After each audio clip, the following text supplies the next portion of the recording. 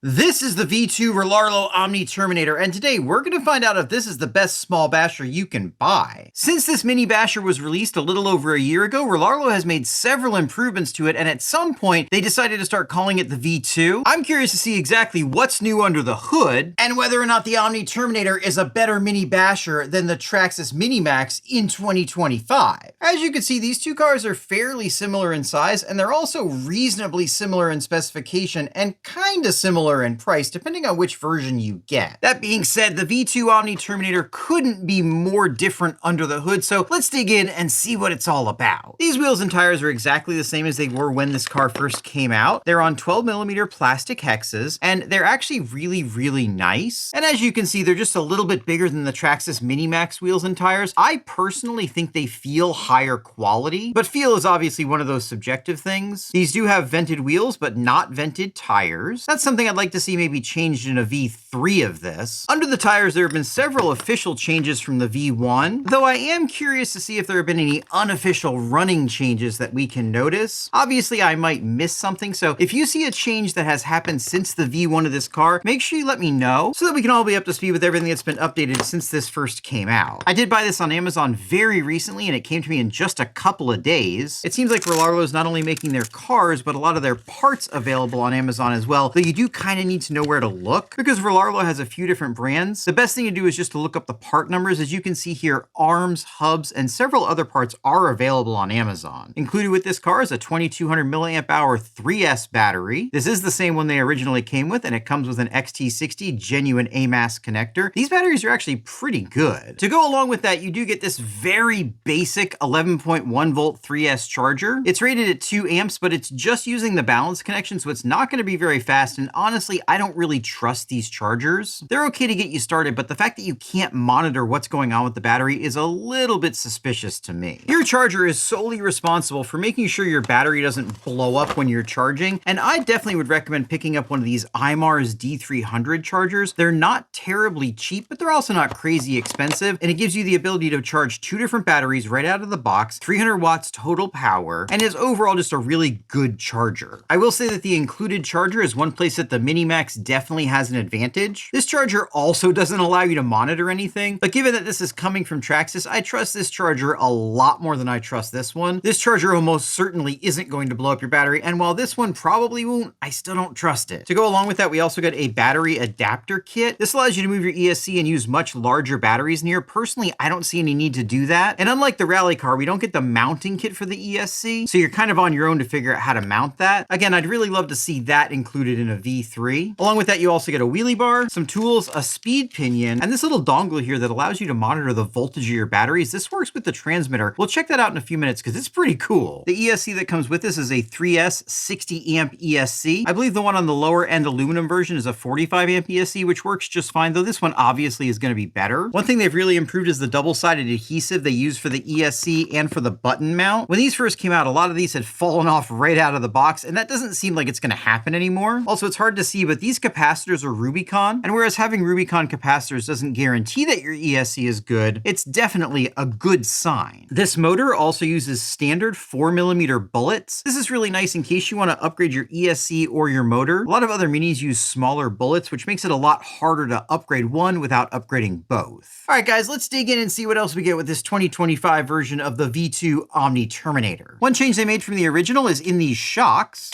These are the same big bore aluminum threaded body shocks with plastic uppers and lowers, but they did make one improvement on the inside. One thing I would like manufacturers to stop doing is putting their shock caps on so tight. I actually had to tear this one up a little bit to get it off. It's not damaged internally, but I still wish they weren't quite so tight. As you can see, we have the same bladder seal design, but the change actually comes to the shock piston. Down in here, they're using a thicker material for the shock piston, and that makes it more durable and less prone to breakage. I never had a problem with the original version, and I don't think I'll have a problem with this one either. I would say the amount of oil they have in these is pretty much average for a basher vehicle. It's not empty, but it could probably be a little bit better. These shocks do also have shock protectors, and the upper shock mounts are just basic screws. This is great because they're really easy to replace if they get bent, but this isn't the strongest design in the world. On a V3, this is something I'd like to see strengthened up as well.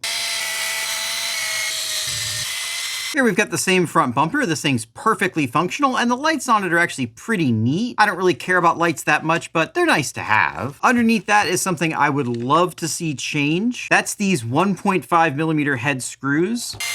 If you've seen any of my previous videos where I've commented on these, you'll know I really dislike them. And that's because they're so small that they tend to get stripped out really, really easily. These specific ones tended to get stripped out really easily previously because they're screwed into aluminum and they were thread locked, but these two aren't thread locked. I'm not sure if that's a change they made to help prevent these from getting stripped out. And in this case, with the bumper sitting on top of them, it probably won't end up coming apart on you, but you really should have some thread locker in anything that screws into metal. Speaking of metal, we do have the same stamped aluminum 6061 A, B, C, and D blocks. These do have little plastic inserts that the hinge pins go into. This isn't really for adjustability like it would be on a racing car, but it really does help absorb a little bit of shock, and I think helps prevent these from getting bent, as well as helping prevent the hinge pins from getting bent. Regardless of which version you get, these stock shock towers are thick 70-75 aluminum, and these hold up really, really well to bashing. All versions also get sway bars in the front and rear.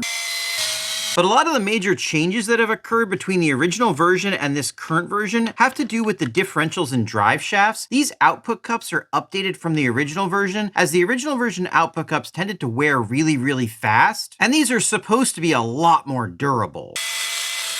It's also in this driveline where the Omni Terminator really starts to set it apart from the Traxxas Mini Maxx. Unlike with the Mini Maxx, you get a real bevel gear differential, as well as CNC machined spiral bevel ring and pinion gears. The non-carbon version of the Omni Terminator has a somewhat downgraded ring and pinion gear, and this is also one of the main reasons why I recommend getting the carbon version. It does cost a bit more, but you get quite a bit for that extra money, and this is one of those places where it really shows. This is a sealed differential. There's not a ton of fluid in here, but for lubrication, you don't actually need a ton of fluid. Obviously, having it completely filled would be nice, but this is enough to keep it from burning up. And inside here, you can see we have sintered steel gears. Overall, for the size of this car, this is a really nice differential. And another place that they updated with the V2 are these differential cases. I'm not entirely sure what's different, but I suspect they're thicker and made of better material. The drive pins on the CVDs and dog bones are also updated from original, and I suspect they've been strengthened to match the strength of those output cups. Rlaarlo does offer upgraded drive shafts, as well as a broad range of upgrades for this platform. It's really nice to see what they offer, because a lot of times with aftermarket, you don't really get much support for these kinds of vehicles. If you do want to upgrade, you've got quite a few options. Now, speaking of options, if you like this general design, make sure you get subscribed, because I've got a video coming up that I don't think you're going to want to miss. One other thing that this aptly carbon named version comes with that the other version doesn't are these carbon plates in the arms. I'm not entirely sure this is of real benefit. It makes the arm stiffer, which may or may not be a good thing, depending on how it's set up without the carbon in it in the first place. Let me get all this put together, then I'll show you the other thing that really sets this apart from something like the Mini Maxx. But before we get into that, let's take a closer look at the electronics. Popping this receiver box lid off, you can tell this definitely is not waterproof. There's no seal at all in here. And whereas Traxxas calls this receiver box waterproof, it's really not. As you can see here, as opposed to actually having an enclosed box, there's just a little foam gasket around the bottom of the receiver. And that foam gasket already has gaps around it on this particular example. I suspect over time that's just going to get worse, and this definitely isn't waterproof. One place that the Mini Maxx handily beats the Omni Terminator is in the servo, and it's not because the included servo is any better, but because the included servo on the Omni Terminator isn't standard size. This isn't a micro size servo, it's not a standard size servo, it's kind of a mini size servo, and that means there aren't a ton of options for upgrades. Fortunately, this one's pretty decent. As you can see, hiding under the servo horn is a metal output. This servo has all aluminum gears in it, and whereas it hasn't really been specifically waterproofed, I do think this is a superior servo to what you get in the Traxxas out of the box. And one place, especially with this carbon version, that the Traxxas absolutely gets stomped is on the receiver and transmitter. Unlike the TQ transmitter that's included with the Mini Maxx, which I can describe best as functional, the carbon version of the Omni Terminator comes with a Rlaarlo branded Hot RC CT6A, and for what you're paying, this is a a beast of a transmitter. Its 6-channel has an adjustable trigger and trigger tension, a ton of adjustability through this built-in LCD screen, digital trims, a 6-channel receiver with a built-in gyro, and even battery voltage telemetry. I'll show you how that works in just a second. And then of course this comes with a full 3S power system, while the Traxxas only comes with a 2S system, making it fairly slow out of the box. One other place that the Omni Terminator crushes the Mini-Maxx is with the inclusion of a center differential, though unfortunately Rlaarlo does not make it very easy to get to, and this is something I'd love to see them update in a V3 model. On the surface, it kind of seems like taking these reinforcement plates off, which are carbon fiber in this version and aluminum in the cheaper version, and then taking this off would get you access to the center differential, and while it almost does and you can see it in there, you can't actually remove it. In order to get it out, this entire rear module has to come off. Fortunately, that isn't too terribly difficult to do. And with that out, we can actually go ahead and pull the center differential out. And the center differential also benefits from those updated output cups, as well as the updated differential housing itself. Fortunately, we probably won't be pulling this out too often because that's a CNC machined spur gear, that's a CNC machined pinion, and to go along with that, the entire drive line is steel. Surprisingly, the Mini-Maxx isn't that much easier to work on. It does have fewer types of larger screws, but a lot of things require quite a few screws to actually get to. And if this had a center differential, it wouldn't be that much easier to access than it is on the Omni Terminator. In my opinion, the absolute undisputed king when it comes to ease of maintenance is the Grom line from Arrma. The way these are designed means the entire car basically has 3 different kinds of screws in it. Out of the box, almost every screw uses the same bit, and most tasks only require removing a handful of screws. Of course, in order to achieve that, we have things like a shock tower that's integrated into the chassis. So if you break the shock tower, you're replacing the whole chassis, but everything's going to be a compromise, and that's one of the compromises that were made for simplicity on this particular platform. While we have this rear module off, I can show you that the pins on these are also updated from the original version. We've got the same CNC machined ring and pinion gears in here, the same updated output cups, and those are driving standard dog bones in the rear. Other updates that are listed on the V2 fact sheet are a slightly revised geometry for the steering links, higher quality hardware throughout, and softer foams in these tires for better traction. Speaking of better traction, let me get this V2 truck put back together, and let's go see if this is the best mini basher you can get in 2025. Before I put the lid on the radio box, let me show you how this battery telemetry works. You just plug the wire in here, then you just take your battery and jam the pins into the negative and positive connections on the balance connector. And then when you turn on the ESC, you'll get the battery voltage right here on your transmitter. This is a little bit of a hacky solution, so if you wanted a more permanent setup, you could actually just wire these directly into the connector on the ESC, and it would do the exact same thing. That's what I would recommend doing, though using the balance connector does technically work. One last thing I want to show you before we go out is how to turn on the gyro. It's fairly complicated, though not too bad. First thing you're going to need to do is unlock the transmitter. You do that by holding down this button and turning it on. You'll see the lock icon went away, then turn the transmitter back off, and then we're going to turn the transmitter back on while holding down the SWA button.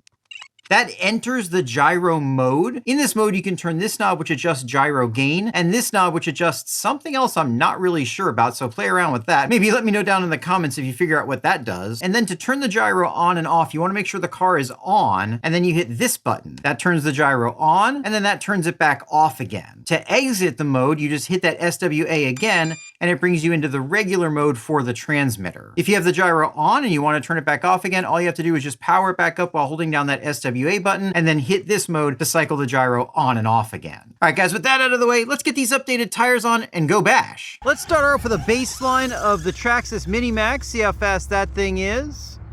Here we go. This is an off-road, full-speed pass, bone stock. There we go. Felt pretty decent. Let's get one more pass on that. Full throttle. Yeah, it feels reasonably stable over this kind of rough terrain, and overall not terrible, though not exactly excitingly fast at 27 miles an hour. Now let's check the Omni Terminator. All right, same test with the Omni Terminator, bone stock with the 3S included battery this time. Let's see what we get. It definitely feels like it has a lot more pep. It's also pretty stable at full speed off-road. This is without the gyro turned on. I don't normally run with the gyro. Give her one more pass, full speed. There we go, full throttle. Yeah, she feels pretty good. Let's see what we got. 35 miles an hour. That's a full 7 miles an hour faster than the Mini Maxx, and it really feels faster. Where I find the Mini Maxx to not be terribly exciting is how it handles off-road. It doesn't handle terribly, but it also doesn't really handle all that well. And unlike something like the Arrma Groms, it actually feels smaller than it is. And when you have a little mini basher like this, feeling smaller than it is definitely not what you want. It doesn't handle terribly, and for a mini basher, it can go through some pretty rough stuff, which I think is one of the benefits of these larger mini bashers. The Groms are great, but they're pretty limited in the terrain in which you can bash, and these bigger cars both are handy to carry around and they can handle bashing in fairly rough terrain. That being said, whereas the Mini Maxx is pretty fun and it's also fairly durable, it just isn't that exciting to me. Even though, again, like I said, it can handle some fairly rough terrain and it's not a terribly boring car. It just doesn't really give me the fizz like some cars do. And I think that's something that is really hard to quantify, but at least for me, is really easy to feel. I'm sure there are plenty of people that love this little car, and it's not bad, but I think we can do better. Jumping is another place where I think the Mini Maxx is just okay. It does jump competently, and it lands all right, though it does smack pretty hard when it lands. One of the big disappointments that I have with this is out of the box, it's almost impossible to get this thing to do a backflip. And that's just due to its lack of power and lack of wheel speed. So whereas this thing does jump, and it's pretty tough when it crashes, though at this point most of the weaknesses of this truck are known, again, it just doesn't really excite me when I jump.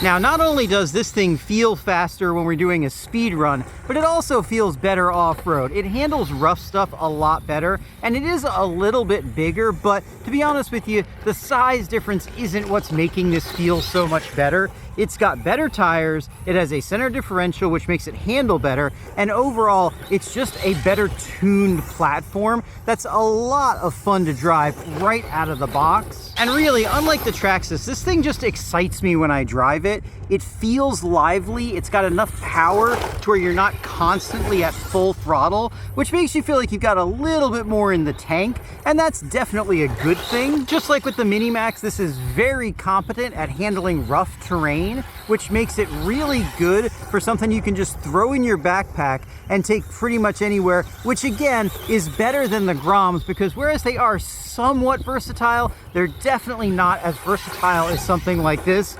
And that makes this a lot better of a choice if it's going to be your only vehicle, or if it's something you're going to be taking camping with you or something like that. Jumping is another place that the V2 Omni Terminator handily beats the Mini Maxx out of the box. This thing jumps higher, faster, and further, and I'm pretty sure we're going to have no trouble getting a backflip out of it. Let's find out. Okay, so it doesn't quite want to do a full backflip either, and that is a wheel speed problem. Obviously, you could gear this up, but you could gear the Traxxas up as well. Let's see if we can get a little more speed out of that backflip. There we go. And just like with the Mini Maxx, this thing's going to be reasonably durable. Let's get a couple crashes in and see. That was a pretty good hit. Something I want to mention is if you see me crashing a lot in a video, it's because I'm trying to show you how durable the truck is. I generally can land a jump if I want to. If you see something like that, it's because I did it on purpose. And that took that hit really well. Let's try one more hit like that.